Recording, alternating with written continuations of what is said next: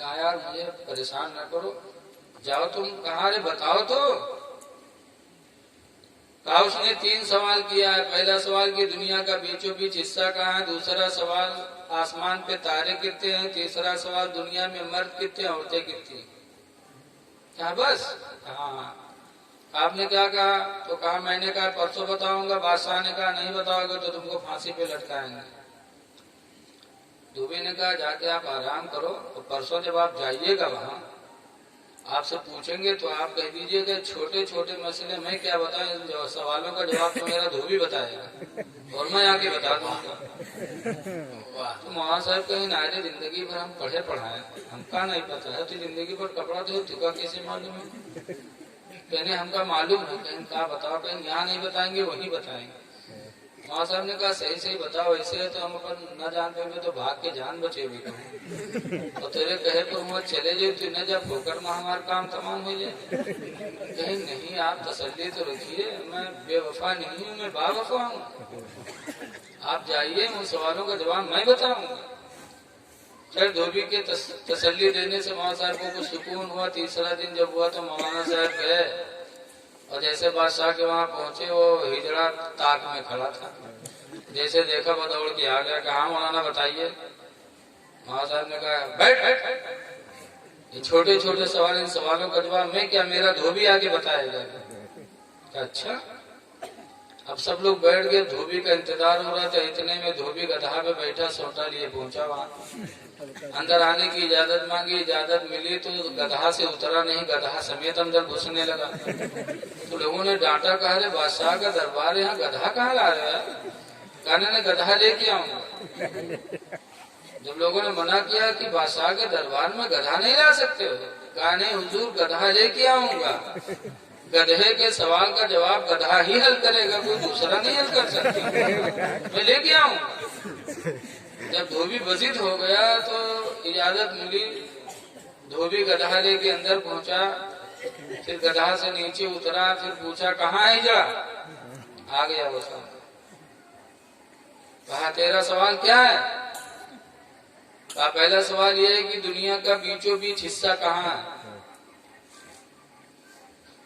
तो जहाँ जिस कमरे में बादशाह की कुर्सी पड़ी थी और बादशाह धोबी के हाथ में सोटा था, वो उसी सोटा से बादशाह की कुर्सी से इधर का हिस्सा नापा, फिर इधर नापा, फिर उधर नापा, चारों तरफ नाप वाप के लाके सोटा कुर्सी के पास खड़ा कर दिया। हिजड़ा सुनो, दुनिया का बीचों बीच हिस्सा यही है जहाँ पर बादशाह की कुर्सी पड़ी हुई, यही बीचों बीच हिस्सा है।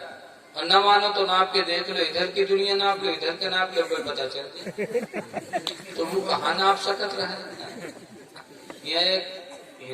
एक सूबा नाप पे पड़े तो नाप नहीं सका जाता है। तो पूरी दुनिया, और जानता भी नहीं था हिजड़ा की दुनिया का बीचों बीच हिस्सा कहाँ है। कहा तो कहा नहीं ठीक है ये, तो कहीं नहीं न मानो तो नाप के देख लो, कहने नहीं यही। अच्छा दूसरा सवाल क्या है? कहा दूसरा सवाल ये है कि आसमान पर तारे कितने हैं। तो धोबी ने अपने गधे के पूंछ को पकड़ा, पकड़ने के बाद कहा सुनो, ये गधे के बदन पे पूंछ छोड़कर इसके बदन में जितने बाल हैं ना, उतने ही आसमान में तारे हैं, और न मानो तो गिन कर दिया। अब वो गधे के बाल को कैसे गिन सकता था? कहने ने ठीक है, कहने न मानो तो गिन के देख, कहने ने उतने ही, कुछ जानता भी नहीं था, सिर्फ मौलाना को भगाने के लिए सब सोचा था। धोबी ने कहा तीसरा सवाल क्या है? कहा तीसरा सवाल यह है कि दुनिया में मर्द कितने हैं, औरतें कितनी? तो धोबी ने आंख बंद किया और गिनती गिनना शुरू किया। 1 2 3 4 5 6 7 8 9 10 11 12 13 14 15, कुछ दूर गिना, फिर छोड़ दिया, फिर शुरू से गिनने लगा 1 2 3 4 करके 3-4 मरतबा गिना, छोड़ा, गिनती गिनी, छोड़ी। उसके बाद बस हिजड़ा को पकड़ा, उसी सोटा से मारना शुरू किया। जब मारना शुरू किया और चिल्लाया का बादशाह सलामत बचाइए, बादशाह ने डांटा धोबी को, कहा हिजड़े को क्यों मार रहा है? धोबी ने कहा चुप रहिए, पहले इसको खत्म कर दो, फिर बताऊंगा कितने मर्द हैं कितने औरतें। कहने नहीं उसको क्यों करना, कहने पहले इसको खत्म कर लेने। میں مردوں کے لیے نلک لگاتا ہوں، عورتوں کے لیے نلک لگاتا ہوں. جب مردوں کو گنتا ہوں تو اس میں گھس جاتا ہے، عورتوں کو گنتا ہوں تو اس میں گھس جاتا ہے. تو پہلے اس کو ختم کر لوں پھر بتاتا ہوں کہ مرد کتنے ہوتے. تب ہجڑے نے ہاتھ جوڑا، کہا بادشاہ سلامت بچا لیجیے، صرف مولانا کو بھگانے کے لیے میں نے سب کیا تھا. تو مارا بھی گیا، رسوا بھی ہوا. حسد نہیں کرنا چاہیے، حسد کا انجام بہت برا ہوتا ہے.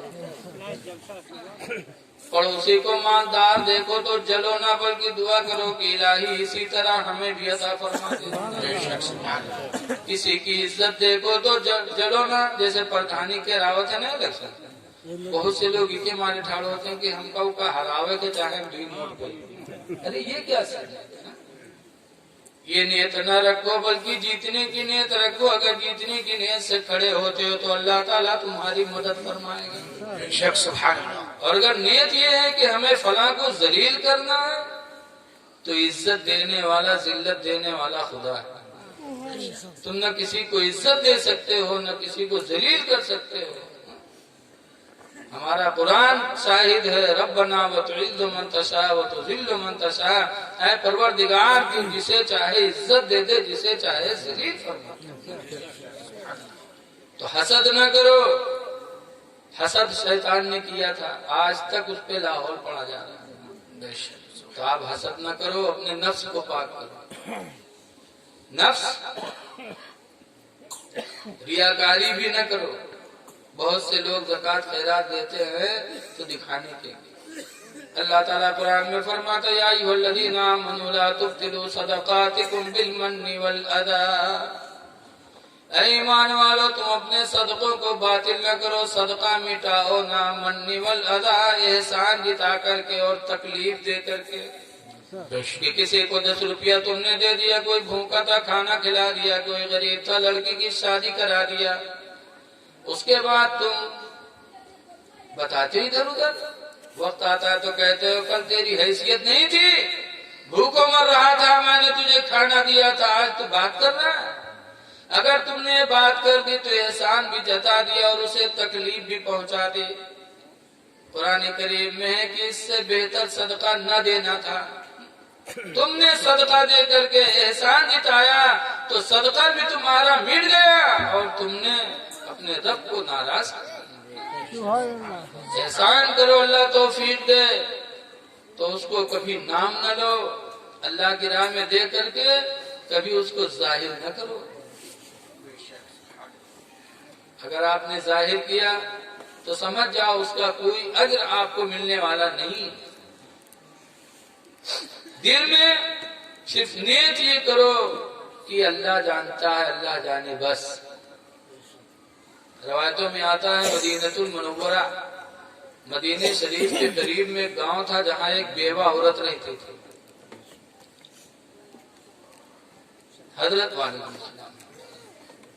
حضرت عمر فاروق اعظم رضی اللہ تعالیٰ عنہ کو پتا چلا کہ مدینے کے قریب فلاں گاؤں میں ایک بیوہ عورت رہتی ہے جو اکثر فاقہ کرتی، بھوکی رہتی ہے.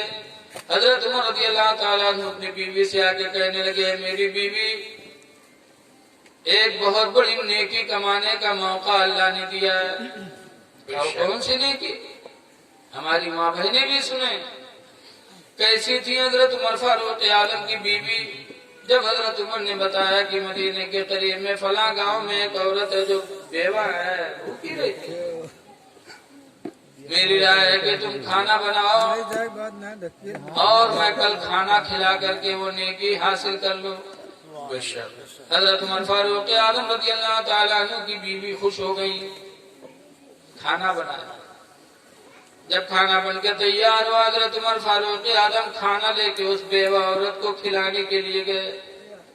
جب وہاں گئے دروازہ کھٹکھٹایا، بیوہ نے دروازہ کھولا. حضرت عمر نے سلام کیا، فرمایا مدینے کا عمر ہے، کھانا لے کے آیا، کھانا لے لو. تو اس بیوہ عورت نے جواب دیا کہ ابھی ایک صاحب کھلا کے گئے ہیں، اب ضرورت نہیں، لے جاؤ، ابھی کھلا کے گئے. حضرت عمر رضی اللہ تعالیٰ عنہ بہت افسوس کیے کہ ہم سے پہلے ہمارا کوئی بھائی وہ نیکی لے کے چلا گیا. گھر آئے، اپنی بیوی سے بتایا کہ آج وہ نیکی ہم سے پہلے ہمارا کوئی بھائی لے کے چلا گیا، کل صبح صبح کھانا بنانا اور ہم لے کے جائیں گے تاکہ وہ نیکی ہم کو تم کو مل جائے۔ دوسرے دن حضرت عمر فاروق اعظم رضی اللہ تعالیٰ عنہ کی بیوی نے صبح ہی کھانا بنایا اور جب لے کے گئے تو دیکھا، وہاں گئے، دروازہ کھٹکھٹایا، بیوہ نے دروازہ کھولا، حضرت عمر نے سلام کیا، کہا کل جو عمر کھانا لے کے آیا تھا، کھانا لے کے آیا، لے لو۔ تو اس نے کہا کہ آپ سے ملاقات نہیں ہوئی، ابھی ابھی تو کھانا کھلا کے نکلے ایک ساتھ، آپ سے ملے ہوں۔ اب بات سودا ہو گئی، اب حاجت نہیں ہے۔ اس زمانے کے غریب بھی بڑے اچھے ہوتے تھے، ایک ٹائم کا اگر مل جاتا تھا تو دوسرے ٹائم کی فکر نہیں رہتی تھی، اللہ پہ ان کا توکل ہوتا تھا، بھروسہ ہوتا تھا۔ اب آج کل تو اتنا مانگ لیتے ہیں کہ گھرے سڑک ہے، بھکاری لوگوں کو دیکھو اتنا مانگ لیں گے کہ چھپر پر پھینکیں گے۔ یہ روزی کی توہین بہت گناہ ہے۔ آج کل شادی بیاہ میں کھانا بہت برباد ہوتا ہے، شادی ہوتے تو دیکھو کہ چاولوں کا ڈھیر لگا ہے، باہر روٹی پڑی ہوئی ہے۔ اے لوگوں، شادی بیاہ میں کھانا کھلانے والوں پہ ذرا زور دے دو کہ اتنا ہی کھانا ڈالیں جتنا بچے کھا سکیں، تھوڑا تھوڑا ڈالیں، چاول کی بھی حرمتی نہ کریں، روٹی کی بھی حرمتی نہ کریں، یہ روزیاں بھی بد دعائیں کرتی ہیں۔ بے شک سبحان اللہ۔ حضرت عمر فاروق اعظم رضی اللہ تعالیٰ عنہ ایک دن رسول کریم صلی اللہ علیہ وسلم کے ساتھ جا رہے تھے، راستے میں ایک روٹی کا ٹکڑا پڑا ہوا تھا۔ حضرت عمر فاروق اعظم رضی اللہ تعالیٰ عنہ نے دیکھا تو اٹھایا اور اس کو صاف کیا اور اس کو کھا لیا۔ رسول اللہ صلی اللہ علیہ وسلم فرماتے، عمر تم نے روٹی کے ٹکڑے کی عزت کی ہے، اللہ تعالیٰ اس کی برکت سے تمہیں پیٹ کی بیماریوں سے محفوظ رکھے گا۔ پتہ چلا کہ روٹی کی عزت کرنی چاہیے، چاولوں کی عزت کرنی چاہیے، شادی بیاہ کے موقع پر خاص اس کا دھیان دینا چاہیے، بے حرمتی نہیں کرنی چاہیے۔ خیر اس بیوہ نے کہا کہ ابھی ابھی آپ سے تو ملے ہوں گے راستے میں۔ حضرت عمر رضی اللہ تعالیٰ نے پھر واپس آیا، بہت افسوس کہ آج بھی ہم سے پہلے ہمارا کوئی بھائی نیکی لے کے چلا گیا۔ شام ہوئی، اپنی بیوی سے بتایا کہ میری بیوی آج تم رات ہی میں کھانا بنانا اور ہم بہت اعلی صبح کھانا لے کے جائیں گے تاکہ وہ کھلانے کی نیکی ہم کو تم کو مل جائے۔ آنے والی رات میں حضرت عمر کی بیوی نے کھانا بنایا اور بہت صبح سویرے حضرت عمر فاروق اعظم جب لے کے پہنچے، دروازہ کھٹکھٹایا تو اس بیوہ کا ایک چھوٹا سا لڑکا تھا، آنگن کا دروازہ کھولا، حضرت عمر اندر گئے گھر کے اندر۔ جب آنگن میں پہنچے تو دیکھا گھر کے دروازے سے حضرت سیدنا ابو بکر صدیق رضی اللہ تعالیٰ عنہ بڑھیا کو کھانا کھلا کے اور برتن باندھ کر آنے کی اجازت مانگ رہے ہیں۔ دیکھا تو حضرت عمر فاروق اعظم رضی اللہ تعالیٰ عنہ کھانا رکھے اور حضرت ابو بکر کے سینے سے چپٹ گئے اور چپٹ کے رو کے کہتے ہیں، اے ابو بکر، خدا کی قسم رسول اللہ کی امت میں تم سے زیادہ نیکی کمانے والا کوئی نہیں ہے۔ صحابہ کرام اس طریقے سے اللہ کی بندوں کی مدد کرتے تھے کہ کسی کو پتہ نہ چلے۔ اس لیے لوگوں، اللہ دے تو اس طرح دوسروں کی مدد کرو کہ کسی کو پتہ نہ چلے۔ نفس کو پاک کرو، جس نے اپنے آپ کو پاک کر لیا وہ کامیاب ہو گیا۔ اور جب نفس پاک ہوگا تو کسی کی ماں بہن بیٹی پر نگاہیں بھی کبھی نہیں اٹھیں گی۔ یاد رکھنا، کسی کی ماں بہن بیٹی پہ کبھی نگاہ نہیں اٹھے گی۔ مقاصد القلوب میں ایک روایت ہے کہ ایک بستی میں ایک نوجوان تھا جو ایک عورت پر عاشق ہو گیا، بڑی محبت کرنے لگا، لیکن اس کو پتا نہیں کہ فلاں مجھ سے محبت کرتا ہے۔ کچھ دنوں کے بعد اس عورت کے گھر والے ایک سفر میں جانے لگے تو وہ نوجوان بھی تیار ہو گیا، اس قافلے میں ساتھ میں جانے کے لیے۔ جیسے آج کل بہت سے لوگ جاتے ہیں کہ ہم اجمیر شریف جائیں گے، تو دوسرا کہتے ہیں یار ہم بھی ساتھ میں چلیں گے، تو چلو ساتھ میں۔ اسی طریقے سے اس زمانے میں اس بستی کے، اس عورت کے محلے کے لوگ جب قافلے میں جانے لگے تو نوجوان بھی ساتھ میں چل پڑا اس عورت کے چکر میں۔ قافلہ چلتا رہا، پیدل کا زمانہ تھا اس دور میں۔ چلتے چلتے جب قافلہ ایک جنگل میں پڑا تو رات ہوئی تو وہیں قافلہ ٹھہر گیا۔ شام کو کھانا کھا کے قافلے کے سارے لوگ سو گئے، وہ عورت بھی سو گئی، سب سو گئے، لیکن وہ نوجوان جو اس عورت کی محبت میں قافلے میں گیا تھا اسے نیند نہیں آئی۔ اسے نیند کیسے آئی؟ وہ اسی انتظار میں لیٹا تھا کہ سارے قافلے کے لوگ سو جائیں تب اس عورت کے پاس میں جاؤں۔ امام غزالی مکاشفۃ القلوب میں لکھتے ہیں کہ سارے قافلے کے لوگ سو گئے، رات کافی بڑھ گئی، تب وہ نوجوان اٹھا اور سارے لوگوں کی طرف دیکھا کہ سب سو رہے ہیں بڑی گہری نیند میں۔ تب اس عورت کے پاس گیا اور اس کو آہستہ جگایا اور کہا خدا کا واسطہ دیتا ہوں، زور سے مت بولنا، خدا کا واسطہ دیتا ہوں، خدا کی قسم کھاتا ہوں، ایک زمانے سے میں تجھ سے محبت کرتا ہوں، تجھے دیکھنا میرے لیے زندگی ہے سمجھو، صرف تیرے لیے میں سفر میں آیا، میری کوئی حاجت نہیں تھی، صرف تیری محبت میں آیا ہوں۔ تو عورت نے کہا اچھا تم مجھ سے محبت کرتے ہو، میرے لیے قافلے میں آئے کہاں؟ تو اس عورت نے کہا ٹھیک ہے ذرا دیکھو کوئی جگ تو نہیں رہا، جا کے دیکھ لو، کوئی جگ نہ رہا ہو تب میرے قریب آؤ۔ وہ نوجوان اٹھا اور جلدی جلدی قافلہ والوں کے چہروں کی طرف نگاہ ڈالا اور نگاہ ڈال کے واپس آئے، کہا سب لوگ سو رہے ہیں۔ عورت کہتی سب لوگ سو رہے ہیں؟ کہا کوئی جگ تو نہیں رہا؟ کہا کوئی نہیں جگ رہا ہے، سب سو رہے ہیں۔ تو عورت کہتی ہے اور اللہ تعالیٰ، اللہ کے بارے میں تمہارا کیا خیال ہے؟ وہ بھی سو رہا ہے؟ کہا نا وہ تو نہیں سو رہا۔ کہا دنیا سوئے کوئی فکر نہیں، جس کو ہمیں حساب دینا ہے وہ رب کبھی سوتا ہی نہیں ہے۔ لا تأخذہ سنۃ ولا نوم، رب وہ ہے، اللہ وہ ہے جسے نہ اونگ آتی نہ نیند آتی ہے۔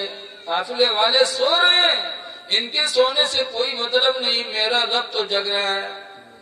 جیسے اس عورت نے اتنا کہا اس نوجوان کے دل میں خوف خدا پیدا ہوا اور اس نے توبہ کر لیا۔ روایتوں میں آتا ہے کہ جب کچھ دنوں کے بعد اس نوجوان کا انتقال ہوا، خواب میں کسی نے دیکھا، پوچھا تمہارے ساتھ خدا نے کیا سلوک کیا؟ تو اس نوجوان نے کہا کہ زندگی میں ایک مرتبہ میں نے خدا کے ڈر سے، گناہ سے اپنے آپ کو روکا تھا، اللہ تعالیٰ نے اسے نیکی کے وسیلے سے مجھے بخش دیا۔ ایک مرتبہ زندگی میں خوف خدا سے، گناہ سے انسان بچ جائے تو سمجھ جاؤ کہ اس نے رب کی رحمتوں کو لوٹ لیا۔ بے شک نفس کو پاک کرو، دل میں خوف خدا پیدا کرو، جس کے دل میں خدا کا خوف ہوگا، نفس پاک ہوگا، وہ حرام چیزوں کی طرف کبھی توجہ نہیں دے گا۔ آج ہمارے کتنے نوجوان ایسے ہیں جو شراب کی طرف مائل ہو رہے ہیں۔ روایتوں میں آتا ہے کہ جب شراب دیکھو کئی مرتبہ حرام ہوئی، پہلے حلال تھی، پھر حرام ہوئی، پھر حلال ہوئی، پھر حرام ہوئی۔ تو جب شراب حلال تھی تو اس ٹائم مدینہ میں ایک مسلمان کی دکان تھی شراب کی، گئے تھے ملک شام شراب لینے، یہ شراب لے کے جاؤں گا بیچوں گا، دکان کھلی تھی مدینے میں شراب کی۔ وہ صحابی تھے، مسلمان تھے، ملک شام گئے، 7 اونٹوں پر 7 مٹکے شراب کے لاد کر مدینہ آئے، اور جب مدینے کے قریب آئے تو ان کو پتا چل گیا کہ شراب کے بارے میں قرآن کی آیت نازل ہو چکی ہے۔ یسألونک عن الخمر والمیسر، اے محبوب آپ سے لوگ شراب اور جوا کے بارے میں پوچھتے ہیں کہ شراب پینا، جوا کھیلنا کیسا ہے؟ قل فیہما اسم کبیر، اے نبی تم فرما دو کہ ان دونوں میں گناہ کبیرہ ہے، شراب پینا گناہ کبیرہ، جوا کھیلنا گناہ کبیرہ۔ ایک جگہ ہے انما الخمر والمیسر رجس من عمل الشیطان، کہ بے شک شراب اور جوا یہ گندی چیزیں، رجس گندگی ہے، من عمل الشیطان یہ شیطان کے کاموں میں سے۔ شراب پینا انسان کا کام نہیں، شیطان کا کام ہے۔ جوا کھیلنا وہ بھی انسان کا کام نہیں، شیطان کا کام ہے۔ جب شراب حرام ہوئی مسلمان کو پتہ چلا، اب 7 اونٹوں پہ شراب لاد کے ملک شام سے مدینہ لائے تھے بیچنے کے لیے، لیکن جب پتہ چلا کہ شراب حرام ہو گئی تو حضور کے پاس گئے، کہنے لگے یا رسول اللہ شراب حرام ہو گئی؟ ہاں حرام ہو گئی۔ تو کہتے ہیں میں دکان رکھا ہوں، شراب بیچتا ہوں، شراب 7 اونٹوں پہ لاد کر ملک شام سے بیچنے کے لیے لایا ہوں۔ یا رسول اللہ صلی اللہ علیہ وسلم شراب حرام ہو گئی، پیوں گا نہیں، لیکن بیچ سکتا ہوں، بیچنے کے لیے لایا، بیچ سکتا ہوں۔ سرکار نے ارشاد فرمایا سنو، اذا حرم شربہ، جب اس کا پینا حرام کر دیا گیا، فحرم بیعہ، تو اس کی تجارت بھی حرام کر دی گئی۔ جب پینا حرام ہو گیا تو بیچنا بھی حرام ہو گیا۔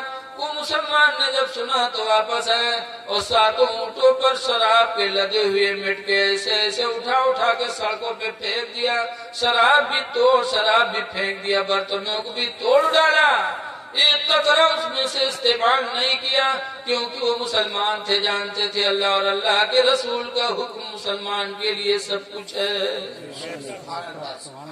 ایک وہ مسلمان تھے کہ 7 اونٹوں پہ لدی شراب سے اللہ الہی کے لیے پھینک دیا، اور یار مسلمان ہیں کہ ہم پیسہ دے کر کے شراب خرید کے شراب پیے۔ اے لوگوں یاد رکھو، یہ اللہ والے سب کو دیکھ رہے ہیں۔ آج ان کی بارگاہ میں آپ عرض کر رہے ہو، جب تم کوئی غلط کام کرتے ہو تو یہ دیکھتے ہیں۔ میں نے تو پڑھا حاجی وارث پاک رحمت اللہ علیہ، دیواں کے رہنے والے، ایک مرتبہ ایک شرابی حاجی وارث پاک کے پاس پہنچا، کہا حضور مرید ہونا چاہتا ہوں، مرید کر لیجئے۔ کہا ٹھیک ہے ہو جاؤ۔ کہا لیکن ایک شرط ہے۔ کہا کیا؟ کہا میں شرابی ہوں، بچپن سے شراب پیتا ہوں، تو آپ سے ایک شرط ہے، مرید کریے لیکن میری شراب نہ بند کریے، شراب پینے کی اجازت دے تو باقی جو آپ کہو گے میں مان لوں گا، ایک میری بات صرف تم مان لو کہ آپ مجھے شراب نہ روکو، باقی جو چیز کہو گے میں مان جاؤں گا۔ حاجی وارث پاک کہتے ہیں ٹھیک ہے، تم میری بھی ایک بات مان لو، باقی ساری بات میں تمہاری مان رہا ہوں۔ کہا بولیے؟ تو حاجی وارث پاک نے کہا ٹھیک ہے بیٹا شراب پینا، تمہاری بات میں